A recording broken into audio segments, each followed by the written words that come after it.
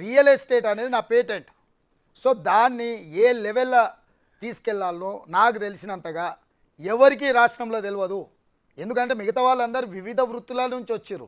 నేను ఒక్కనే ఈ ఈ ఈ ఈ పాలిటిక్స్ సమకాలీన రాజకీయాలలో ఉన్న దాంట్లో ఎక్కువగా రియల్ ఎస్టేట్ నుంచి అందులో అవగాహన ఉండి రాజకీయాలకు వచ్చినోని నేను. కాబట్టి హైదరాబాద్ ఎకో సిస్టమ్ని ఎట్లా డెవలప్ చేయాలా, డెవలప్మెంట్ అనేది కూడా నలుదిక్కులో ఎట్లా వ్యాపింపజేయాలా, శాటిలైట్ టౌన్షిప్స్ ఎట్లా కట్టాలి, ల్యాండ్ ఆర్డర్ని ఎట్లా కంట్రోల్ చేయాలి, ఈ డెవలప్మెంట్ అనేది హైదరాబాదు నగరం నుంచి ఔటర్ రింగ్ రోడ్ వరకు ఉన్న ఇన్సైడ్ ఉండే ప్రాంతం అంతా urban Telangana, outer ring road నుంచి రీజనల్ రింగ్ రోడ్ వరకు ఉండే ప్రాంతాన్ని suburban Telangana, regional ring road నుంచి తెలంగాణ సరిహద్దుల వరకు రూరల్ తెలంగాణ.